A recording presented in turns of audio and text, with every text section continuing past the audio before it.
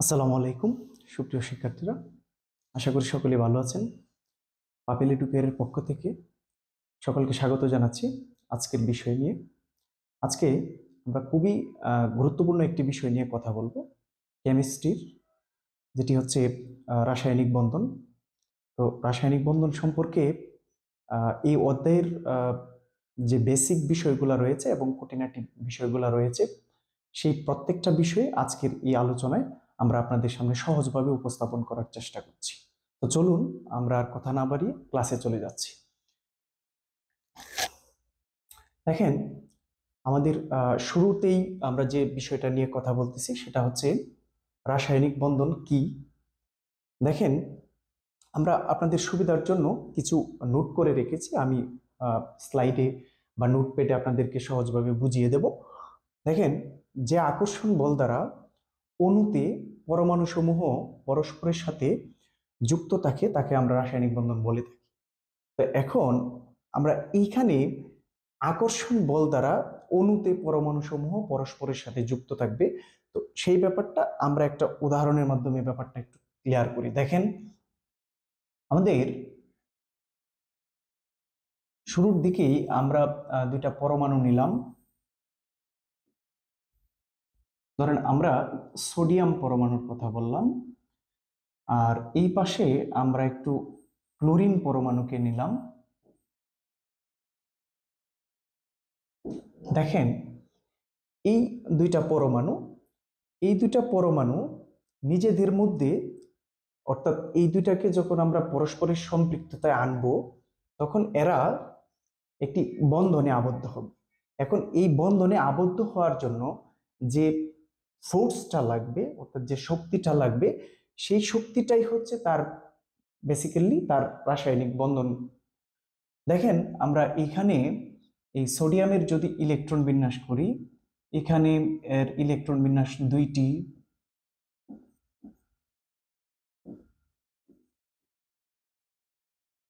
আমরা জানি যে সোডিয়ামের ইলেকট্রন বিন্যাস অর্থাৎ পারমাণবিক সংখ্যা হচ্ছে 11। তো এখানে প্রথম স্তরে হচ্ছে দুইটি, দ্বিতীয় শক্তি স্তরে 8টি এবং তৃতীয় শক্তি স্তরে একটি ইলেকট্রন বিদ্যমান। ঠিক অনুরূপভাবে ক্লোরিনের ইলেকট্রন বিন্যাস যদি আমরা করি, দেখেন এখানে দুইটা, এখানে হচ্ছে 8টা এবং সর্বশেষ শক্তি স্তরে 7টি ইলেকট্রন বিদ্যমান। তো এখন একটু খেয়াল করেন যে এদেরকে আমরা জানি যে ক্লোরিনের পারমাণবিক সংখ্যা বা ইলেকট্রন সংখ্যা হচ্ছে 17টি। তো এখন এদেরকে যদি আমরা পারস্পরিক সম্পৃক্ততায় আনি তাহলে এদের মধ্যে ইলেকট্রনের আদান প্রদান ঘটবে। এখন এই ইলেকট্রনের আদান প্রদানটা কিভাবে ঘটবে একটু খেয়াল করেন। সোডিয়ামের সর্ববহিঃস্থ স্তরে একটি ইলেকট্রন বিদ্যমান এবং ক্লোরিনের সর্ববহিঃস্থ স্তরে 7টি ইলেকট্রন বিদ্যমান। আমরা জানি যে প্রত্যেকটা মৌলই তাদের সর্ববহিঃস্থ স্তরে 8টি ইলেকট্রন বিন্যাস লাভ করার একটা প্রবণতা দেখায়। তো এই ক্ষেত্রে সোডিয়াম কি করবে, তার সর্ববহিঃস্থ স্তরের যে ইলেকট্রনটি আছে সেটাকে সে বর্জনের প্রবণতা দেখাবে।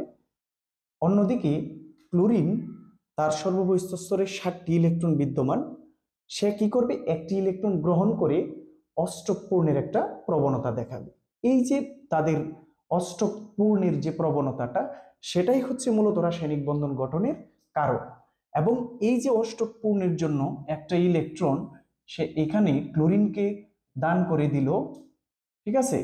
দেখেন, এই যে ক্লোরিনকে একটা ইলেকট্রন দান করার জন্য যে যে শক্তিটা পেল, এবং এই শক্তি বলে তাদের নিজেদের মধ্যে একটা বন্ধন ক্রিয়েট হলো। বন্ধন ক্রিয়েট হওয়ার পরে তারা সোডিয়াম ক্লোরাইড নামে একটা যৌগ গঠন করলো। এই যে প্রক্রিয়াটা, এইটাই হচ্ছে মূলত কি রাসায়নিক বন্ধন। আমি আশা করি আপনারা ব্যাপারটা বুঝতে পেরেছেন। আমরা স্টেপ বাই স্টেপ আরো উদাহরণ দেখব অন্যান্য বিষয়ের। তো দেখেন, আমরা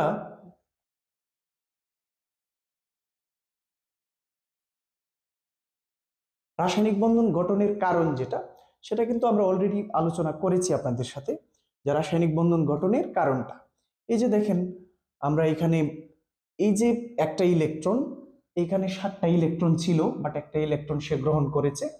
অর্থাৎ এই যে একটা প্রবণতা, অর্থাৎ সর্ববহিঃস্থ স্তরে 8টি ইলেকট্রন লাভ, অর্থাৎ দেখেন এটা যখন এই ইলেকট্রনটা ত্যাগ করে দিল তখন এর ইলেকট্রন বিন্যাস হলো, সোডিয়ামের ইলেকট্রন বিন্যাসটাকে যদি আমরা একটু ড্র করি, দেখেন 2 এবং 8 হয়ে গেল। তার মানে এর সর্বভূস্থ স্তরে 8টি হয়ে গেল, অর্থাৎ এই শক্তি স্তরটি বিলীন হয়ে যাবে। দেখেন আমি একটু আপনাদেরকে সরি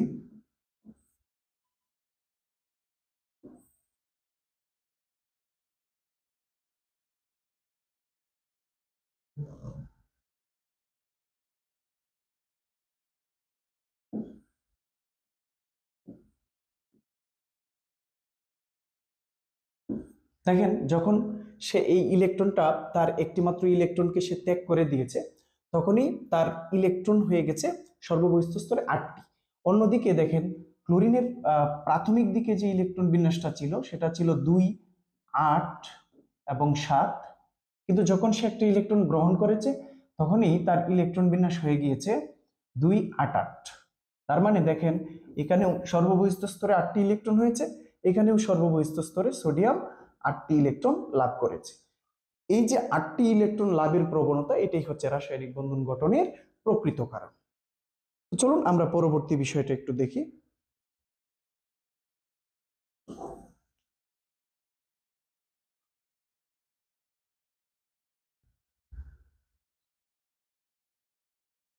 দেখেন এইখানে আমরা একটু নোট করে রেখেছি যে প্রতিটি মৌলের প্রধান লক্ষ্য বা উদ্দেশ্য হলো নিষ্ক্রিয় গ্যাসের ইলেকট্রন বিন্যাস লাভ করা, অর্থাৎ অষ্টক পূর্ণ হওয়ার যে প্রবণতাটা, সেটাই হচ্ছে রাসায়নিক বন্ধন গঠনের কারণ, যেটা নিয়ে আমরা অলরেডি আলোচনা করেছি আপনাদের সাথে। আমরা একটু বন্ধনের প্রকারভেদগুলো নিয়ে কথা বলবো। দেখেন বন্ধনের প্রকারভেদগুলাকে আমি আপনাদের বই পুস্তকে যেভাবে আছে ঠিক তার একটু বাহিরে এসে একটু সহজভাবে আপনাদের সামনে উপস্থাপন করেছি। দেখেন রাসায়নিক বন্ধনের শ্রেণী বিভাগ শক্তির ভিত্তিতে দুইটা প্রকার হয়। একটি প্রকার হচ্ছে অধিক শক্তিশালী বন্ধন, আরেকটা হচ্ছে কম শক্তিশালী বন্ধন। এই শক্তির উপর ভিত্তি করে আমরা দুইটা শ্রেণীতে ভাগ করে থাকি। তো চলুন আমরা দেখি বাকিগুলো। অধিক শক্তিশালী বন্ধনকে আবার 4টা শ্রেণীতে বিভক্ত করে থাকি। দেখেন কি কি দেওয়া আছে। 1 নাম্বার আয়নিক বন্ধন, 2 নাম্বার হচ্ছে সমযোজী বন্ধন, 3 নাম্বার হচ্ছে সন্নিবেশ বন্ধন, 4 নাম্বার হচ্ছে দাতব বন্ধন। তো এই যে 4টা বন্ধন রয়েছে, এই 4টা বন্ধন হচ্ছে আমাদের কি অধিক শক্তিশালী বন্ধন। তো আমরা এক এক করে এই ব্যাপারগুলো নিয়ে কথা বলবো। দেখেন আয়নিক বন্ধনের ব্যাপারটা আমরা আলোচনা করব। দেখেন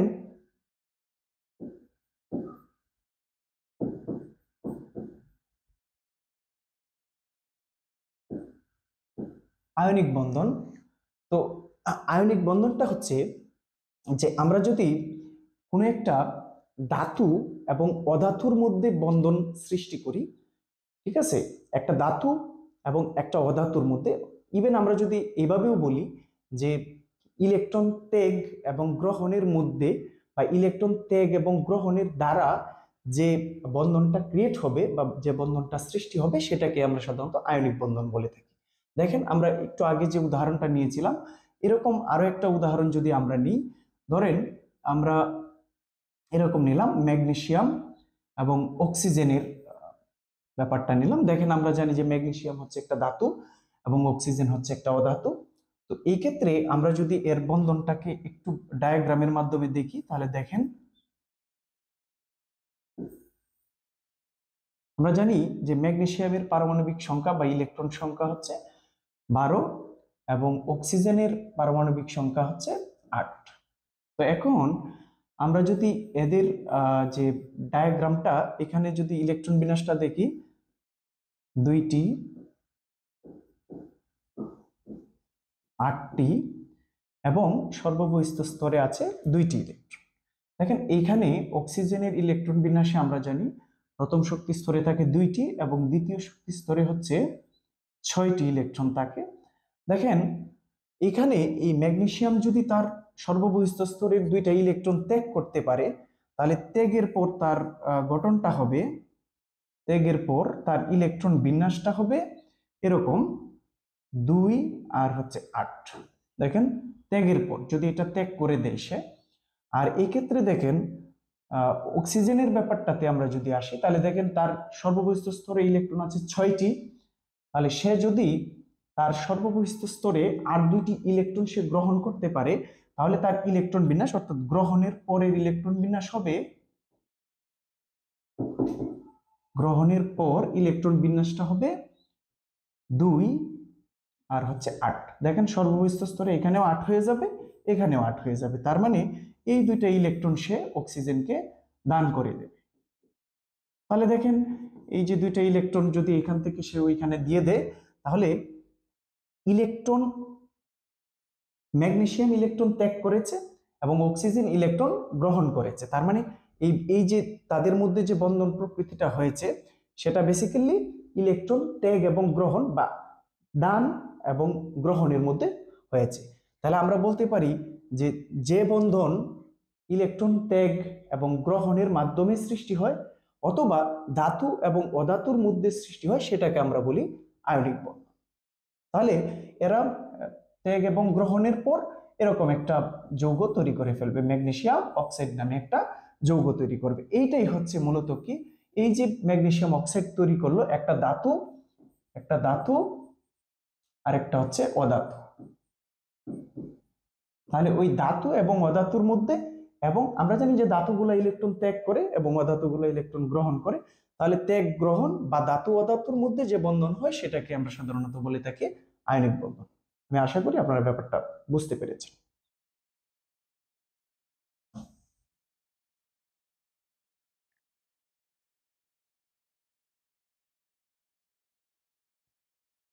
দেখেন আমরা পরবর্তী ব্যাপারটা একটু দেখি। ওদের পরবর্তী বন্ধন যেটা সমযোজী বন্ধন।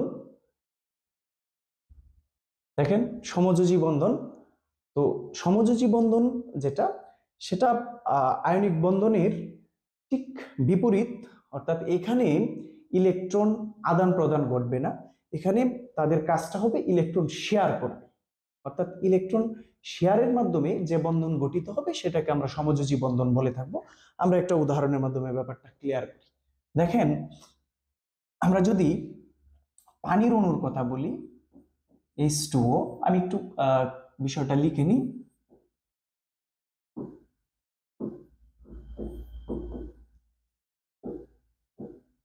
দেখেন আমরা সমযোজী বন্ধন নিয়ে কথা বলবো। তো এখানে এই পানির অণুর বন্ধন গঠন প্রক্রিয়াটা আমরা একটু দেখব। দেখেন এখানে আমরা প্রত্যেকের পারমাণবিক সংখ্যা সম্পর্কে আমরা অবগত রয়েছি। তো আমরা একটু ডায়াগ্রামটা অঙ্কন করি। দেখেন অক্সিজেনের যে ডায়াগ্রামটা রয়েছে সেটা যদি আমরা অঙ্কন করি, এর প্রথম শক্তি স্তরে 2টি ইলেকট্রন, দ্বিতীয় শক্তি স্তরে হচ্ছে 6টি ইলেকট্রন। দেখেন এই যে 6টি ইলেকট্রন। এখন আমরা অক্সিজেনের যে ব্যাপারটা রয়েছে, হাইড্রোজেনের যে ব্যাপারটা রয়েছে, সেই হাইড্রোজেনের ব্যাপারটাতে আমরা জানি যে শুধুমাত্র একটি মাত্র শক্তি স্তর এবং একটি ইলেকট্রন। দেখেন এখানে আমরা একটু দেখালাম যে একটি করে ইলেকট্রন রয়েছে, তাদের প্রত্যেকেরই একটি করে ইলেকট্রন। এখন এই ইলেকট্রনগুলো যদি সে অক্সিজেনকে দান করে দেয়, অর্থাৎ অক্সিজেন এবং হাইড্রোজেন, দেখেন যদি সে অক্সিজেনকে এই ইলেকট্রনগুলো দান করে দেয়, ধরেন এটা দান করে দিল, সেক্ষেত্রে কি ঘটনাটা ঘটবে তার সে ইলেকট্রন বিহীন হয়ে যাবে। আর আমরা জানি যে কোনো একটা ইলেকট্রন বিহীন কোনো পরমাণুর অস্তিত্বই এই পৃথিবীতে নেই, অর্থাৎ তার ইলেকট্রন বিহীন সে হতে পারবে না। সেক্ষেত্রে এই ইলেকট্রনটার তাকে ত্যাগ করে দেওয়া বা সে ত্যাগ করে দিবে, সে গ্রহণ করবে, এরকম কখনোই পসিবল না। সেক্ষেত্রে তারা কি করবে, এখন আমরা যদি এই হাইড্রোজেন এবং অক্সিজেনকে পাশাপাশি আনি তাহলে তাদের মধ্যে একটা মানে মানে একটা প্রসেস হবে। সেই প্রসেসটা হচ্ছে কি, যে তারা নিজেদের মধ্যে ইলেকট্রনগুলোকে শেয়ার করবে, অর্থাৎ ইলেকট্রনগুলোকে সে এমন ভাবে সেট আপ করবে যেন উভয়েরই ধরেন আমরা হাইড্রোজেনকে নিষ্ক্রিয় গ্যাস আকারে নিতে গেলে তার একটি ইলেকট্রন হলে সে নিকটবর্তী একটা নিষ্ক্রিয় গ্যাসের মতো হয়ে যাবে, সেক্ষেত্রে সেও নিষ্ক্রিয় হবে। ইভেন এখানে এরা দুইজন যদি এখানে আসে, যেমন ধরেন আমরা যদি একটু এটাকে ড্র করি, দেখেন এখানে একটা হাইড্রোজেন চলে আসলো মনে করেন, তাহলে সে তার ইলেকট্রনটাকে এই পজিশনে এনে রাখলো। এইদিকে ঠিক একটাকে নিলাম, আরেকটাকে যদি আমরা এখানে পজিশন দেই, ঠিক আছে, তাহলে সে আরেকটা ইলেকট্রনকে এখানে পজিশন দিল হাইড্রোজেনের। তাহলে কি হলো দেখেন, এখন যদি আমরা হাইড্রোজেনের ইলেকট্রন কাউন্ট করি, তাহলে হাইড্রোজেনের ইলেকট্রন হচ্ছে 1 2, অর্থাৎ তার নিজস্ব একটি এবং অক্সিজেনের একটিকে সে তার নিজের প্রয়োজনে ব্যবহার করতেছে। ঠিক অনুরূপভাবে এই পাশেও হাইড্রোজেনের একটি সে অক্সিজেনের আরেকটাকে তার নিজের প্রয়োজনে সে ব্যবহার করতেছে।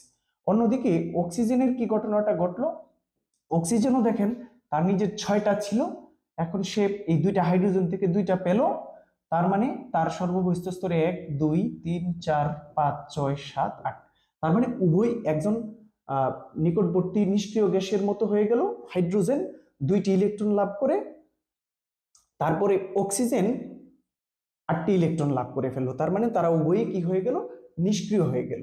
এই যে ইলেকট্রন শেয়ারের মাধ্যমে এই প্রক্রিয়াটা সম্পন্ন হলো, এই প্রক্রিয়াটাকে আমরা বলি সমযোজী বন্ধন। অর্থাৎ এই সমযোজী বন্ধনগুলা কিন্তু বেসিক্যালি ধাতু এবং অধাতুর মধ্যে ঘটবে না, অধাতু অধাতুর মধ্যে হবে। অর্থাৎ তারা ইলেকট্রনগুলো শেয়ার করবে, তাদের নিজেদের প্রয়োজনে উভয় পরমাণু ইলেকট্রনগুলো শেয়ার করে বন্ধন গঠন করবে। তার মানে আমরা বলতে পারি যে ইলেকট্রন শেয়ারের মাধ্যমে যে বন্ধন গঠিত হয় তাকে আমরা বলতে পারি সমযোজী বন্ধন। আমি আশা করি আপনারা ব্যাপারটা বুঝতে পেরেছেন। তো চলুন আমরা পরবর্তী ব্যাপারটা একটু দেখি।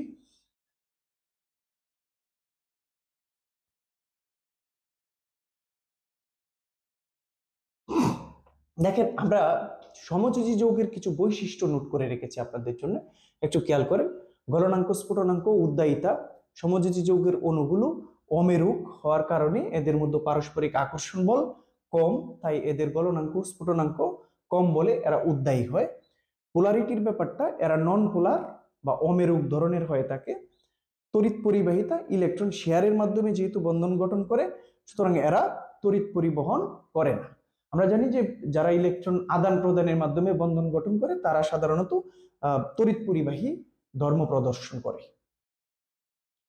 তো দেখেন আরেকটা বৈশিষ্ট্য রয়েছে এখানে, 2টা, সেটা হচ্ছে সমানতা। এরা শক্ত ও নির্দিষ্ট আকারের হওয়ার কারণে আলোক সমানতা বা স্টেরিও সমানতা দেখায়। আবার দ্রাব্যতার ব্যাপারটা হচ্ছে এরা জৈব দ্রাবক তথা বেনজিন, ইথার, ক্লোরোফর্ম ইত্যাদিতে দ্রবণীয় হলেও অজৈব দ্রাবকে অদ্রবণীয়। এখন আমাদের এই জৈব এবং অজৈবের যে ব্যাপারটা রয়েছে সেটা আমরা আমাদের যে পরবর্তী অধ্যায়গুলো রয়েছে সেখানে আমরা আলোচনা করেছি এবং আমাদের চ্যানেলে ভিডিওগুলো রয়েছে, আপনারা চাইলে সেখান থেকে দেখে আসতে পারেন। দেখেন সমযোজী বন্ধনের প্রকারভেদগুলা একটু দেখি আমরা। যে ইলেকট্রন অধিক্রমণের উপর ভিত্তি করে সমযোজী বন্ধনকে আমরা 2টা ভাগে ভাগ করতে পারি, একটা হচ্ছে সিগমা বন্ধন আর একটা হচ্ছে পাই বন্ধন। এইটি খুবই ইম্পর্টেন্ট বন্ড, যেগুলো বারবার আপনাদের পরীক্ষাতে আসে, সেগুলো আমি খুব সহজে আপনাদেরকে বুঝিয়ে দেব। দেখেন সিগমা বন্ধনের যে ব্যাপারটা রয়েছে, সিগমা বন্ধনটা বেসিক্যালি কিভাবে গঠিত হয়, আমরা যে পূর্বের আলোচনা বা প্রাথমিক আলোচনাগুলোর মধ্যে আপনারা কিন্তু এই ব্যাপারগুলো জেনেছেন যে এস অরবিটাল এবং পি অরবিটাল বা পি উপশক্তি স্তর, এস উপশক্তি স্তর, এগুলো সম্পর্কে আপনাদের লটস অফ আইডিয়া। বাট আমি এখানে জাস্ট দেখাবো যে একটা এস আরেকটা এস এর সাথে, একটা এস একটা পি উপশক্তি স্তরের সাথে, একটা পি আরেকটা পি এর সাথে যদি সামনাসামনি অধিক্রমণ ঘটায়, সামনাসামনি অধিক্রমণ ঘটায়, তাহলে যে বন্ধনটা ক্রিয়েট হবে সেটাই হচ্ছে আমাদের কি সিগমা বন্ধন। দেখেন আমরা একটা উদাহরণের মাধ্যমে ব্যাপারটা ক্লিয়ার করি।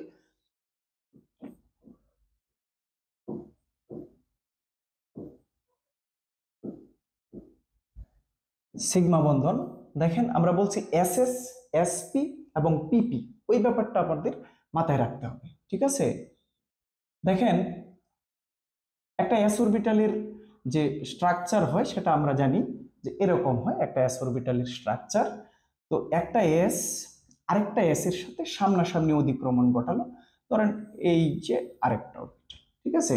দেখেন এগুলা অক্ষের ব্যাপারগুলো আপনারা জানেন, অক্ষের ব্যাপারগুলো আমরা এইভাবে খাড়া অক্ষ ধরি, তারপরে এরকম অক্ষ ধরি, ঠিক আছে। এগুলা আমরা বিভিন্ন অক্ষ দিয়ে প্রদর্শন করতে পারি, যেমন ওয়াই, এক্স, বা আমরা যদি এটাকে এক্স ধরি এটাকে জেড ধরি, হ্যাঁ, এরকম অক্ষ। আমি অক্ষগুলা দিচ্ছি না, আপনারা অক্ষগুলা ছাড়া আমি জাস্ট বুঝিয়ে দিচ্ছি আপনাদেরকে। দেখেন একটা এস অরবিটাল আরেকটা এস অরবিটালের সাথে সামনাসামনি অধিক্রমণ করেছে, তার মানে একটা এস অরবিটাল আরেকটা এস অরবিটালের সাথে সামনাসামনি অধিক্রমণ করার কারণে এই যে একটা বন্ধন ক্রিয়েট হয়েছে, একটা বন্ড হয়েছে, এই বন্ডটাকে আমরা সাধারণত বলি সিগমা বন্ড। দেখেন সিগমা বন্ধন হতে গেলেই আমাদের সামনাসামনি অতিক্রমণ করতে হবে, এটা হচ্ছে মেজর বিষয়। আরেকটা হচ্ছে যে এস এবং পি এর মধ্যে হতে পারে, যেমন এস অরবিটালের স্ট্রাকচার দেখিয়েছি আমরা, ধরেন আমরা পি অরবিটালের সাথে দেখি।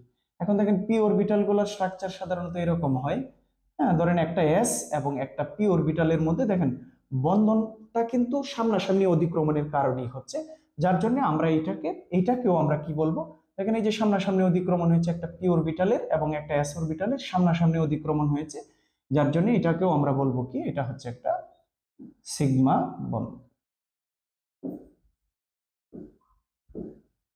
ঠিক আছে, আমি আশা করি আপনারা ব্যাপারটা বুঝতে। দুইটা পি অরবিটালের মধ্যেও হতে পারে, যেমন দুইটা পি অরবিটাল যদি আমরা অঙ্কন করি, হ্যাঁ, এই যে দুইটা পি অরবিটাল, একটা পি অরবিটাল আর একটা পি অরবিটাল, এই দুইটা পি অরবিটালের মধ্যে দেখেন এখানে বন্ধন গঠন হয়েছে, এটাও হচ্ছে আমাদের কি সিগমা বন্ধন। তো আমি আশা করি আপনারা সিগমা বন্ধনের ব্যাপারটা ক্লিয়ার হয়েছে।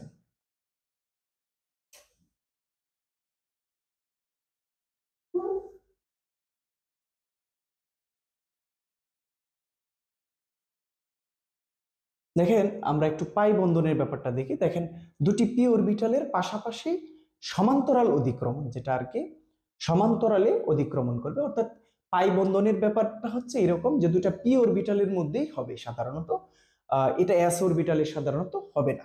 সেক্ষেত্রে দুটা পি অরবিটালের পাশাপাশি বা সমান্তরাল অধিক্রমণে যে বন্ধন ক্রিয়েট হবে সেটাই হচ্ছে পাই বন্ধন। আমরা একটু উদাহরণ দিয়ে ব্যাপারটা বুঝি। দেখেন পাই বন্ধন,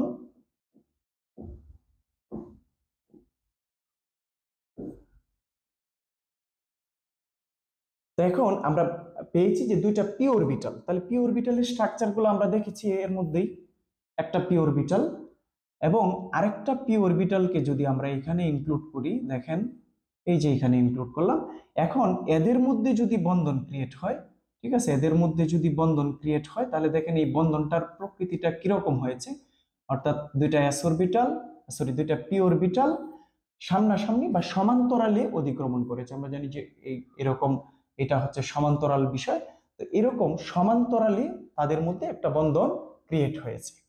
তো এরকম দুটা পি অরবিটালের মধ্যে যদি সমান্তরালে বন্ধনটা হয়, যেমন আমি যদি একটু আপনাদেরকে আরেকটু সুন্দর করে দেখিয়ে দিই, দেখেন এটা চিত্রগুলো আপনারা আপনাদের মতো করে একটু সুন্দর করে অঙ্কন করবেন।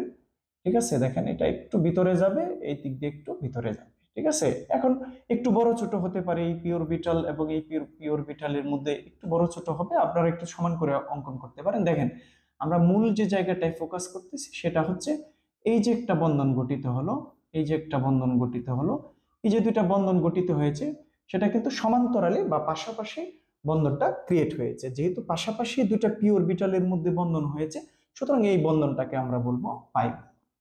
তো আমি আশা করি আপনারা পাই বন্ধনের ব্যাপারটা, এইখানেও কিন্তু আপনারা চাইলে অক্ষগুলা দিতে পারেন, আপনারা অক্ষগুলা দিয়ে নিতে পারেন, সমস্যা নেই।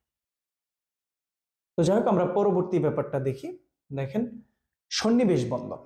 দেখেন সন্নিবেশ বন্ধনটা হচ্ছে এরকম, অ্যামোনিয়া ও বোরন ট্রাইক্লোরাইডের মধ্যে বন্ধন প্রক্রিয়াটা যদি আমরা দেখি, দেখেন অ্যামোনিয়া ও বোরন ট্রাইফ্লোরাইড, দেখেন এই দুইটা জিনিসের মধ্যে বন্ধন প্রক্রিয়াটা যদি আমরা দেখি তাহলে আমরা কিন্তু সন্নিবেশ বন্ধনটা মানে বুঝে ফেলতে পারবো। তাহলে আপনারা কি করবেন, প্রত্যেকটা বিষয়কে একটু উদাহরণের মাধ্যমে মনে রাখার চেষ্টা করবেন। দেখেন অ্যামোনিয়া ও বোরন ট্রাইক্লোরাইডের মধ্যে আমরা একটা বন্ধন করব, দেখি অ্যামোনিয়া এবং বোরন ট্রাইক্লোরাইড। দেখেন আমি আবারও দেখাচ্ছি আপনাদেরকে, এই যে অ্যামোনিয়া ও বোরন ট্রাইফ্লোরাইডের মধ্যে যে বন্ধনটা গঠিত হবে, আপনারা একটু মনোযোগ দিয়ে খেয়াল করবেন, এইটার মধ্যে যে বন্ধনটা হবে সেটাই সন্নিবেশ বন্ধন হবে। তাহলে আমরা অ্যামোনিয়া এবং বোরন ট্রাইফ্লোরাইডের বন্ধনটা দেখি। দেখেন আমরা পড়তেছি সন্নিবেশ বন্ধন,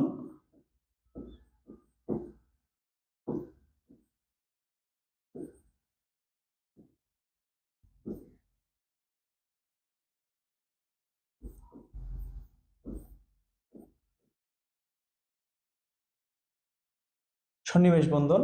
তো দেখেন সন্নিবেশ বন্ধনটা বেসিক্যালি কিভাবে হয়, আমরা বলছি যে অ্যামোনিয়া অর্থাৎ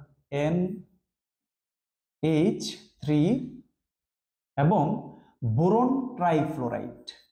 বোরন ট্রাইফ্লোরাইড, ট্রাই আমরা জানি মনু ডাই ট্রাই, অর্থাৎ F3, এটা হচ্ছে ট্রাই। তাহলে NH3 এবং BF3 এর মধ্যে যে বন্ধনটা হবে সেই বন্ধনটাই হচ্ছে আমাদের সন্নিবেশ বন্ধন গঠনের মূল বিষয়টা। তো দেখেন আমরা যদি এগুলার একটু ডায়াগ্রাম অঙ্কন করি, দেখেন নাইট্রোজেনের ইলেকট্রন বিন্যাস যদি আমরা করি, 2 1 2, একটু ভেঙে ভেঙে দেখিয়ে ফেলি আমাদেরকে, 2 1 2 3 4 আর এই হচ্ছে 5। তার মানে নাইট্রোজেনের সর্ববহিঃস্থ স্তরে 5টি ইলেকট্রন বিদ্যমান রয়েছে। আর এখানে হাইড্রোজেন, যেটা হাইড্রোজেনের আমরা জানি যে প্রত্যেকেরই একটি করে ইলেকট্রন থাকে। এখন দেখেন আমরা যদি এখানে 3টা হাইড্রোজেনকে প্লেসমেন্ট করি তাহলে কি ঘটনাটা ঘটে দেখেন। আমরা যদি 3টা হাইড্রোজেনকে আগের মতোই, এর আগে যে উদাহরণটা আমরা দেখেছিলাম এগুলোর মতো যদি এখানে একটু প্লেসমেন্ট করাই, দেখেন একটা হাইড্রোজেন, আমরা যদি অনুরূপভাবে আরেকটা হাইড্রোজেনকে এখানে প্লেসমেন্ট করাই, এইখানে যদি আমরা আরেকটা হাইড্রোজেনকে দেই, তাহলে 3টা হাইড্রোজেন দিয়ে দিলাম। দেখেন এখন তার কাছে কিন্তু 2টা ইলেকট্রন এখনো রয়ে গেছে অবশিষ্ট। এখন দেখেন এই যে 2টা ইলেকট্রন রয়ে গেল, আমরা যদি বোরনের স্ট্রাকচারটা একটু দেখি, দেখেন বোরন ট্রাইফ্লোরাইডের স্ট্রাকচারটাকে দেখি, দেখেন এটার স্ট্রাকচারটা হবে যে আমরা জানি যে ফ্লোরিনের বা বোরনের ইলেকট্রন বিন্যাস সম্পর্কে আমাদের আইডিয়া রয়েছে। বোরনের ইলেকট্রন বিন্যাস হচ্ছে আমরা জানি 2 এবং 1 2 আর হচ্ছে 3টি, এবং ফ্লোরিনের প্রত্যেকটারই একটা করে ইলেকট্রন রিকোয়ারমেন্ট থাকে, আমরা সেটা জানি যে ফ্লোরিনের ইলেকট্রন বিন্যাস যদি আমরা দেখি, দেখেন ফ্লোরিনের ইলেকট্রন বিন্যাস হচ্ছে 2 এবং 1 2 3 4 5 6 আর এই হচ্ছে 1 7, অর্থাৎ আমরা জানি যে 9টি ইলেকট্রন তার। তো সেই ক্ষেত্রে দেখেন একটা ইলেকট্রনের তার ঘাটতি আছে।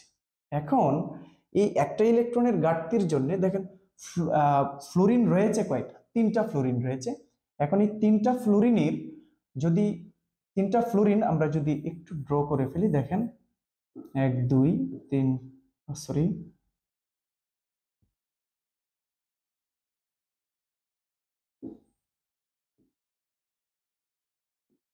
1 2 3 4 5 6 আর এই হচ্ছে 1 7।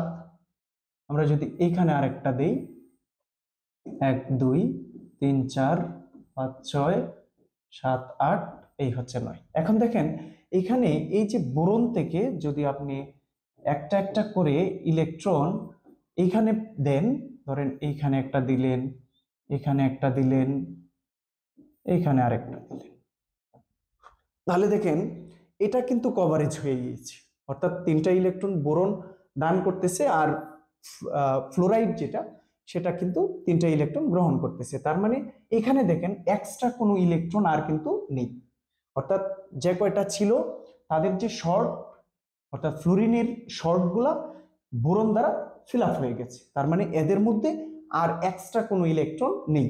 এখন আপনি যদি এই দুইটাকে পরস্পরের সাথে বন্ধনে আবদ্ধ করতে চান, যে এই অ্যামোনিয়া এবং বোরন ট্রাইফ্লোরাইডকে বন্ধনের মধ্যে আবদ্ধ করতে চান, তাহলে কি ঘটনাটা ঘটবে দেখেন, এদের মধ্যে ইলেকট্রন শেয়ার হবে, কিন্তু শেয়ার করবে কিভাবে দেখেন, শেয়ার করার জন্য এটার কোনো ইলেকট্রন নেই, বাট এটার একমাত্র এই NH3-র একমাত্র 2টা ইলেকট্রন রয়ে গেছে অবশিষ্ট। তার মানে এই 2টা ইলেকট্রন সে কোনো একটা প্লেসে, ধরেন এটাকে যদি আমরা এই পাশে স্থান দিই, তার কাছাকাছি নিয়ে আসি, ঠিক আছে, তাহলে সে এই যে শেয়ার করা যে বন্ধনগুলো আছে ওই শেয়ার করা বন্ধনগুলা সে কি করবে, তার এইখানে প্লেস করবে, এইখানে দিবি, ধরেন কাছাকাছি একটা জায়গায় দিয়ে দিল।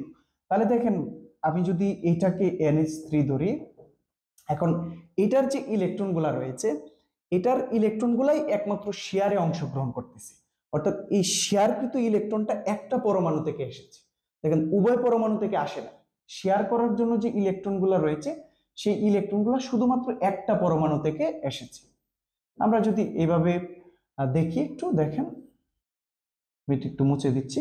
দেখেন আমরা এখন এইখানে যদি বলি যে এদের মধ্যে যদি বন্ধন গঠন হয়, তাহলে এই বন্ধন গঠনের জন্য যে ইলেকট্রনগুলো শেয়ার করতে হবে, ওই শেয়ারকৃত ইলেকট্রনগুলো শুধুমাত্র NH3 থেকে আসবে। এখানে আর এক্সট্রা কোনো ইলেকট্রন আমাদের কাছে নেই বিধায় তারা শেয়ারে অংশগ্রহণ করতে পারবে না। যেহেতু পারবে না, সুতরাং একটা পরমাণু থেকে শেয়ারকৃত ইলেকট্রন জোড়গুলো আসতেছে, তাহলে আমরা এই যে একটা মাত্র ইলেকট্রন থেকে শেয়ারকৃত ইলেকট্রন জোড়গুলো আসতেছে, এই কারণে আমরা এই ধরনের বন্ধনগুলোকে বলবো সন্নিবেশ বন্ধন।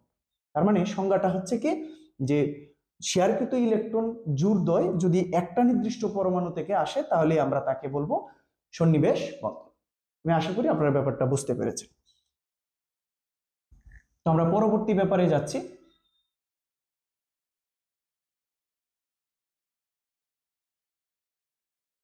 দেখেন, ধাতব বন্ধন খুবই ইম্পর্টেন্ট একটা বন্ড, যেটা আসলে সাইলেন্ট কিলার বলা হয় এটাকে, অর্থাৎ এটার ব্যবহার অনেক বেশি রয়েছে, কিন্তু আমরা খুব স্বল্প পরিমাণ আলোচনা বই পুস্তকে পেয়ে থাকি। দেখেন, আমরা এই ধাতব বন্ধন নিয়ে একটু কথা বলি।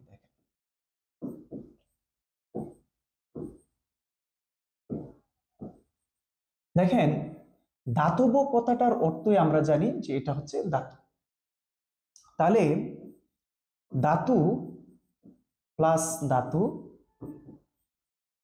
প্লাস ধাতু, এরকম আপনি যদি অসংখ্য ধাতুগুলাকে n সংখ্যক ধাতুকে একসাথে ইনক্লুড করেন, তাহলে তাদের নিজেদের মধ্যে যে একটা বন্ধন ক্রিয়েট হবে, সেই বন্ধনটাকে আমরা বলবো ধাতব বন্ধন। যেমন আমি একটা উদাহরণ নিলাম, আয়রনের একটা অণু নিলাম, প্লাস আয়রনের আরো একটা অণু নিলাম, প্লাস আয়রনের আরো একটা অণু নিলাম, এভাবে আমি n সংখ্যক অণু নিলাম।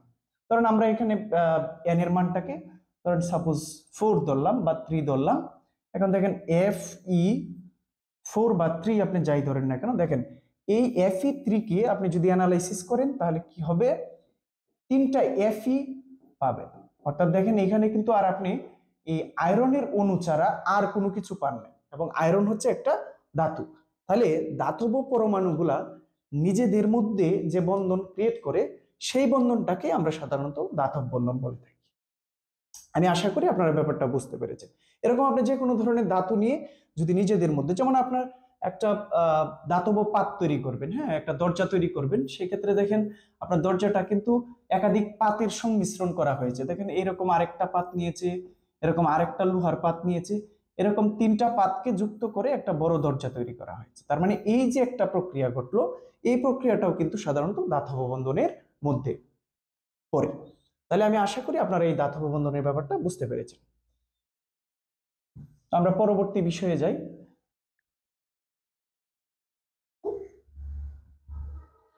দেখেন দেখেন আমরা এতক্ষণ যেগুলো নিয়ে আলোচনা করেছি, আমরা প্রত্যেকটাই ছিল আমাদের অধিক শক্তিশালী বন্ধন। এখন আমরা আলোচনা করব কম শক্তিশালী বন্ধন। অর্থাৎ কম শক্তিশালী বন্ধনগুলো হচ্ছে সাধারণত হাইড্রোজেন বন্ধন, ভ্যান ডার ওয়ালস আকর্ষণ বল এবং ডাইপোল ডাইপোল আকর্ষণ বল। এই 3টা বন্ধন কিন্তু আমাদের কম শক্তিশালী বন্ধনের আওতায় পড়ে। তো চলুন আমরা এক এক করে আলোচনা করি। দেখেন, হাইড্রোজেন বন্ধন, আমরা আপনাদের সুবিধার জন্য যে জায়গাটা নোট করেছি, আমি কিন্তু এইটা থেকে একটা কৌশলে আপনাদেরকে হাইড্রোজেন বন্ধনটা বোঝানোর চেষ্টা করব। দেখেন, দুটি পানির অণুর বন্ধন বা দুটি হাইড্রোজেন ফ্লোরাইড মধ্যে বন্ধন গঠন যে প্রক্রিয়াটা রয়েছে, আপনি যদি এই জায়গাটা বুঝতে পারেন, তাহলে আপনি হাইড্রোজেন বন্ধন বোঝা আপনার জন্য সহজ হয়ে যাবে। তাহলে দেখেন আমরা কি করব, দুটি পানির অণুর বন্ধন বা দুটি হাইড্রোজেন ফ্লোরাইডের মধ্যে বন্ধন গঠন প্রক্রিয়াটা আমরা একটু দেখে নিই। দুটি পানির অণুর মধ্যে বন্ধন গঠন প্রক্রিয়াটা আমরা একটু দেখি, শুরুর দিকে। দেখেন আমরা এখানে একটু আপনাকে দেখাচ্ছি। দেখেন, দুটি পানির অণুর মধ্যে বন্ধন গঠন প্রক্রিয়া।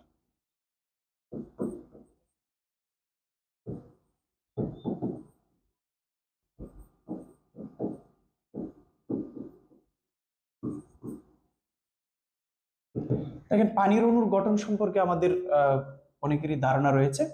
তো পানির অণুর গঠনটা একেবারে সহজ বিষয়, যে এটা হচ্ছে একটা অক্সিজেন এবং 2টা হাইড্রোজেনের মধ্যে বন্ধন গঠন হবে। দেখেন এখানে অক্সিজেন, আমরা অক্সিজেনের ইলেকট্রন বিন্যাস জানি যে এর সর্ববহিস্থ স্তরে ইলেকট্রন থাকে হচ্ছে 6টি, আর হাইড্রোজেন, আমরা যদি দুইটা হাইড্রোজেনকে দুই দিকে প্লেসমেন্ট করি, এখানে একটা হাইড্রোজেন দেই, এখানে একটা হাইড্রোজেন দেই, তাহলে দেখেন আমরা হাইড্রোজেন গুলাকে যদি এই অক্সিজেনের সাথে পরস্পরের সম্পৃক্ততা নিয়ে আসি, তাহলে একটা সমযোজী বন্ধন তারা ক্রিয়েট করবে। দেখেন এই যে এখানে দেখেন এই যে তারা নিজেদের মধ্যে একটা বন্ধন গঠন করেছে, অর্থাৎ একটা অক্সিজেন এবং দুইটা হাইড্রোজেনের মধ্যে একটা বন্ধন গঠন হয়েছে। এখন এখানে আমাদের মূল ব্যাপারটা হচ্ছে কি, যে আমরা আলোচনা করতেছি হাইড্রোজেন বন্ধন নিয়ে। এখন হাইড্রোজেন বন্ধনটা বেসিক্যালি কি জিনিস সেটা আমরা একটু দেখব। দেখেন এখানে হাইড্রোজেন তার সর্ববহিঃস্থ স্তরের একটা ইলেকট্রনকে অক্সিজেনের সম্পৃক্ততায় নিয়ে এসেছে, এবং অক্সিজেন তার একটা ইলেকট্রনকে তার সম্পৃক্ততায় নিয়ে এসেছে। এই যে পরস্পরের ইলেকট্রনগুলা তাদের মানে উভয়ের প্রয়োজনে উভয়ের সাথে শেয়ার করেছে, অর্থাৎ নিজেদের প্রয়োজন মেটানোর জন্য তারা এমন একটা প্লেসে নিয়ে এসেছে যে এই প্লেসটাতে আসার জন্য তাদের মধ্যে একটা বন্ধন ক্রিয়েট হয়েছে। এখন প্রশ্নটা হচ্ছে যে এই যে হাইড্রোজেন অক্সিজেনের সাথে একটা বন্ধন গঠন করলো, ইভেন এই হাইড্রোজেন যদি নাইট্রোজেনের সাথে একটা বন্ধন গঠন করে, ফসফরাসের সাথে বন্ধন গঠন করে, তাহলে এই হাইড্রোজেন নাইট্রোজেনের সাথে ফসফরাসের সাথে যে বন্ধনগুলা করবে সে প্রত্যেকটা বন্ধনই হবে সমযোজী বন্ধন। কিন্তু মজার ব্যাপারটা হচ্ছে কি, যে এই সমযোজী বন্ধনগুলাতে যদি হাইড্রোজেনের সাথে অক্সিজেন, হাইড্রোজেনের সাথে নাইট্রোজেন বা হাইড্রোজেনের সাথে ফসফরাস বিদ্যমান থাকে, তাহলে এই যে তাদের মধ্যে একটা বন্ধন ক্রিয়েট হবে, এই বন্ধনটাকে আমরা বলে থাকবো হাইড্রোজেন বন্ধন। কেননা হাইড্রোজেন বিদ্যমান থাকবে, এবং হাইড্রোজেন বিদ্যমান থাকার পরে তারা কি করবে, একটা সমযোজী বন্ধন ক্রিয়েট করবে।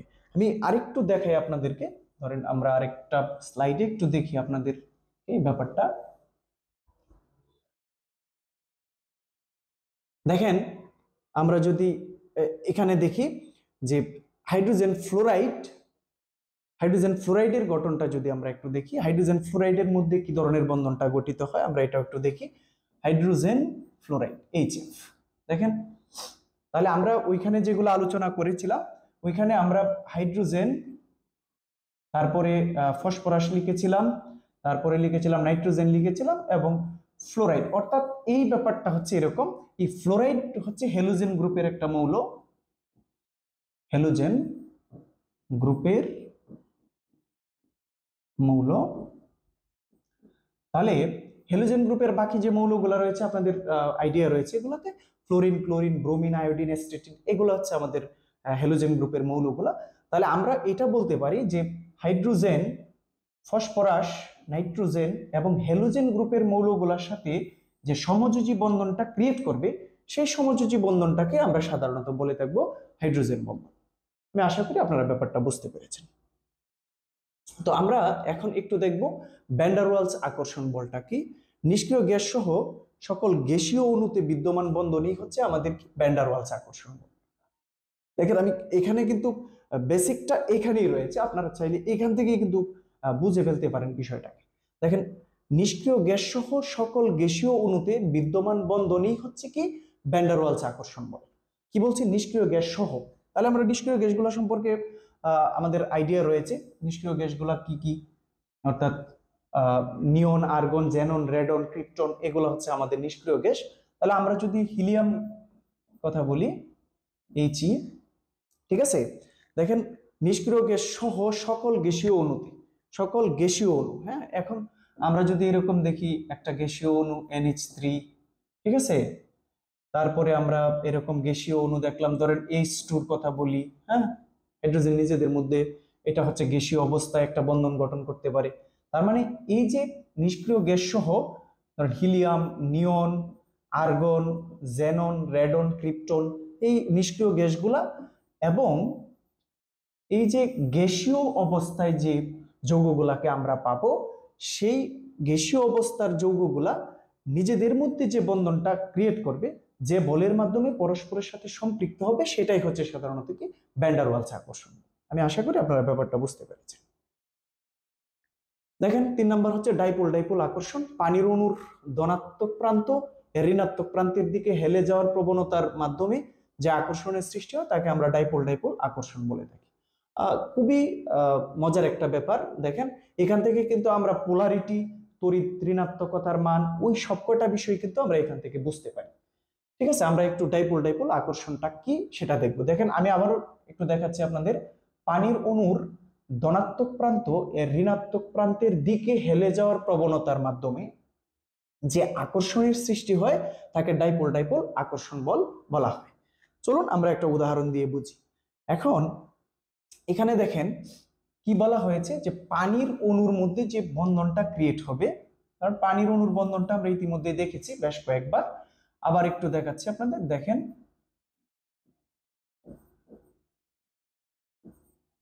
দেখেন পানির অণুর যে বন্ধন ডায়াগ্রামটা হচ্ছে, এখানে একটা হাইড্রোজেন, হাইড্রোজেনের ইলেকট্রনটা এখানে, আবার এইটার এই হাইড্রোজেনের ইলেকট্রনটা হচ্ছে এখানে। এখন দেখেন এই যে নিজেদের মধ্যে একটা বন্ধন গঠন করলো ইলেকট্রন শেয়ারের মাধ্যমে। দেখেন এই শেয়ারকৃত ইলেকট্রন জোড়গুলা, দেখেন শেয়ারকৃত ইলেকট্রন জোড়গুলা একটা নির্দিষ্ট পজিশনে আমরা দেখিয়েছি। এখন আমরা জানি যে যে মৌলের তড়িৎ ঋণাত্মকতার মান, বা আমরা জানি যোজনী বেশি, ঠিক আছে, সেই মৌল বেশি তড়িৎ ঋণাত্মক হয়, অর্থাৎ নেগেটিভের ক্ষেত্রে। তাহলে এখানে যে মৌলের তড়িৎ ঋণাত্মকতার মান বেশি, অর্থাৎ অক্সিজেন এবং হাইড্রোজেনের তড়িৎ ঋণাত্মকতার মান যদি আমরা হিসাব করি, তাহলে অক্সিজেনের তড়িৎ ঋণাত্মকতার মান বেশি। অর্থাৎ দেখেন কিভাবে আমরা একটু সহজভাবে যদি ব্যাপারটা দেখি, কারণ হাইড্রোজেনের যোজনী আমরা জানি 1, ঠিক আছে, অক্সিজেনের যোজনী জানি আমরা 2। তাহলে এখানে স্বভাবতই আমরা যোজনীর উপর বেস করেই কিন্তু বিষয়টা বলতে পারতেছি যে তড়িৎ ঋণাত্মকতার মানের দিক থেকে। আবার এটা জানি যে এটা পজিটিভ নেগেটিভ দুইটাই হয়, আর এটা শুধুমাত্র নেগেটিভ হয়। তার মানে ঋণাত্মকতার ব্যাপারটাতে আসলে অক্সিজেনের ঋণাত্মকতার মানই এখানে সর্বোচ্চ। তাহলে যেহেতু তড়িৎ ঋণাত্মকতার মান যার বেশি থাকবে, এই শেয়ারকৃত ইলেকট্রন জোড়, দেখেন শেয়ারকৃত ইলেকট্রন জোড় দ্বয়কে উভয় পরমাণুর নিউক্লিয়াস, আমি যদি এখানে হাইড্রোজেনের নিউক্লিয়াসটা অঙ্কন করি, এখানে হাইড্রোজেনের নিউক্লিয়াসটা অঙ্কন করি, এখানে অক্সিজেনের নিউক্লিয়াসটা অঙ্কন করি, তাহলে দেখেন এই শেয়ারকৃত ইলেকট্রন জোড় দ্বয়কে উভয় পরমাণুর নিউক্লিয়াসে কি করতেছে, আকর্ষণ করতেছে। ঠিক আছে, এই উভয় পরমাণু নিউক্লিয়াসে এই শেয়ারকৃত ইলেকট্রন জোড় দ্বয়কে আকর্ষণ করছে নিজেদের। এখন যার তড়িৎ ঋণাত্মকতার মান বেশি থাকবে, এই ইলেকট্রনগুলা টানের প্রবণতার কারণে, দেখেন এ যেহেতু বেশি শক্তি দ্বারা টানতেছে, সুতরাং এই ইলেকট্রনগুলা এরকম ভাবে একটু তার নিজের অবস্থান থেকে সরে এসে এই দিকে একটু হেলে যাবে। ঠিক আছে, দেখেন আমি একটু এটা মুছে দিচ্ছি। দেখেন এখন পরবর্তী ডায়াগ্রামটা আমি একটু দেখাচ্ছি আপনাদের। দেখেন এই যে ডায়াগ্রামটা হচ্ছে এরকম, যে শেয়ারকৃত ইলেকট্রন জোড়গুলা ইলেকট্রন জোড়দ্বয় তাদের নিজস্ব অবস্থান থেকে সরে গিয়ে যে মৌলের তড়িৎ ঋণাত্মকতার মান বেশি তার দিকে কিছুটা হেলে গেছে। তাহলে এরকম এইখানেও এই ঘটনাটা ঘটবে, তার অবস্থান থেকে কিছুটা দূরে সরে আসবে। এই যে আসার কারণে দেখেন অক্সিজেনের দিকে সরে আসছে এবং হাইড্রোজেনের থেকে দূরে সরে আসছে। তার মানে যে মৌলের কাছে চলে আসবে সেই মৌলটা আংশিক ঋণাত্মকতা প্রাপ্ত হবে, এবং যে মৌল থেকে দূরে সরে আসছে সেটা আংশিক ধনাত্মকতা প্রাপ্ত হবে। তার মানে এই যে আংশিক ধনাত্মকতা এবং ঋণাত্মকতা প্রাপ্তির যে ব্যাপারটা, সেটাই হচ্ছে আমাদের কি ডাইপোল ডাইপোল আকর্ষণ। তো আমি আশা করি আপনারা এই ব্যাপারটা বুঝতে পেরেছেন। তো আমরা বন্ধন গঠনের কয়েকটি নিয়ম দেখব এখন। অক্টেট নিয়ম, অসম্পূর্ণ অক্টেট, 2 এর নিয়ম এবং অষ্টক সম্প্রসারণ আমরা এক এক করে আলোচনা করব। দেখেন অক্টেট নিয়মটা কি, এটা আমি ইতিপূর্বে আপনাদের সাথে আলোচনা করেছি যে একটি মৌলের সর্ববহিঃস্থ স্তরে অষ্টক পূর্ণের যে প্রবণতাটা থাকে সেটাই হচ্ছে মূলত অক্টেট নিয়ম। আমি আশা করি এটা আপনাদের নতুন করে বোঝাতে হবে না। অসম্পূর্ণ অক্টেটের ব্যাপারটা আমরা একটু দেখি। দেখেন বোরন ট্রাই ফ্লোরাইড যৌগের বহিঃস্থ স্তরে 8টির বেশি ইলেকট্রন থাকলেও এটি স্থায়ী যৌগ কেন? এই প্রশ্নের উত্তর যদি আপনি খুঁজে বের করতে পারেন তাহলে আপনি অসম্পূর্ণ অক্টেটটা বুঝে ফেলতে পারবেন। দেখেন কি বলা হয়েছে, বোরন ট্রাইফ্লোরাইড যৌগের বহিঃস্থ স্তরে, অর্থাৎ সর্ববহিঃস্থ স্তরে 8টির বেশি ইলেকট্রন। আমরা জানি যে একটা মৌলের সচরাচর 8টি ইলেকট্রন, অর্থাৎ স্থায়ী যৌগ হতে গেলে তার অষ্টক পূর্ণ হতে হবে। সেক্ষেত্রে তার 8টির বেশি ইলেকট্রন থাকার পরেও সে কি হলো, সে একটি স্থায়ী যৌগ গঠন করেছে। তার মানে আমরা এটা বলতে পারি যে যে সকল যৌগে অষ্টকের চেয়ে বেশি, অর্থাৎ 8টির চেয়ে বেশি ইলেকট্রন থাকার পরেও সে স্থায়ী যৌগ গঠন করতে পারে, স্থায়ী যৌগ গঠন করতে পারে সেই যৌগগুলোকে আমরা অসম্পূর্ণ অক্টেট হিসেবে আখ্যায়িত করতে পারি। তো চলুন আমরা পরবর্তী ব্যাপারটা একটু দেখি। দেখেন 2 এর নিয়ম, এটা আমরা জানি যে সর্ববহিঃস্থ স্তরে 2টি ইলেকট্রন লাভের যে নিয়ম বা 2টি ইলেকট্রন হয়ে নিষ্ক্রিয় গ্যাসের মতো ইলেকট্রন লাভ করার যে নীতিটা, সেটাই হচ্ছে 2 এর নিয়ম। আমরা অষ্টক সম্প্রসারণের ব্যাপারটা একটু দেখি। দেখেন পটাশিয়াম পেন্টাক্লোরাইড ও সালফার টেট্রাফ্লোরাইডের বন্ধন গঠন প্রকৃতিটা যদি আমরা দেখি, দেখেন এরা এরা কি করবে যে তাদের সর্ববহিঃস্থ স্তরে 8টি ইলেকট্রনের বেশি থাকবে, কিন্তু 8টি ইলেকট্রনের বেশি থাকার পরেও তারা কি করবে, স্থায়ী যৌগ গঠন করবে, অর্থাৎ একটা স্থায়ী যৌগ গঠন করবে, আর এটাকে আমরা অষ্টক সম্প্রসারণ হিসাবে আখ্যায়িত করব। তো মোটামুটি এই অধ্যায়ের যে ব্যাপারগুলো ছিল, গুরুত্বপূর্ণ ব্যাপারগুলো ছিল, সেই প্রত্যেকটা ব্যাপার নিয়ে আপনাদের সাথে আমি কথা বলেছি। আমরা নেক্সট পার্টে আপনাদের জন্য অন্যান্য যে অধ্যায়গুলো রয়েছে সেগুলা নিয়ে কথা বলবো। তো আপনারা যারা আমাদের এই ভিডিওগুলো দেখছেন তারা অবশ্যই পুরো ভিডিওটাকে দেখার চেষ্টা করবেন। Thanks a lot for watching.